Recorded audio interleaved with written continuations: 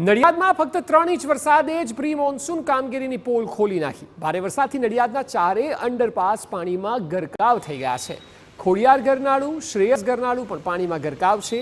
My મંદિર ગરનાળું અને વૈશાલી ગરનાળામાં પણ પાણી ભરાઈ ગયા છે।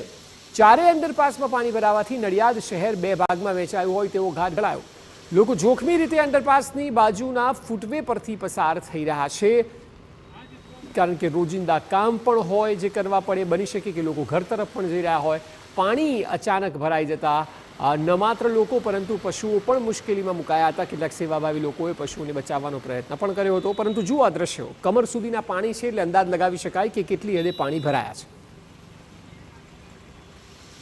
નડિયાદ શહેરમાં પડેલા ભારે વરસાદને કારણે નડિયાદ શહેરના તમામ અંડરપાસની અંદર પાણી ફરી વળ્યા છે। અત્યારે ઊભો છું માય મંદિર ગરનાળા પાસે। જે પ્રકારના દ્રશ્યો અત્યારે આપ જોઈ રહ્યા છો કે ગરનાળું આખું પાણીમાં ગરકાવ થવાને કારણે વાહન વ્યવહાર પર સીધી જ અસર થઈ રહી છે। જે જગ્યાઓ પર પાણી ફરી વળ્યા છે તેના કારણે વાહન વ્યવહાર જ બંધ થઈ જવા પામ્યો છે। વાત કરવામાં આવે તો પાલિકા તંત્રની પોલ ખુલી જવા પામી છે, કારણ કે પ્રી મોન્સૂન કામગીરીમાં ખાસ કરીને જે ગટરના પાણીનો યોગ્ય નિકાલ થવો જોઈએ, ગટરો સફાઈ થવી જોઈએ, તે ન થવાને કારણે આ પ્રકારની સ્થિતિનું સર્જન થયું છે। ધર્મેન્દ્ર કપાસી, TV9 ખેડા।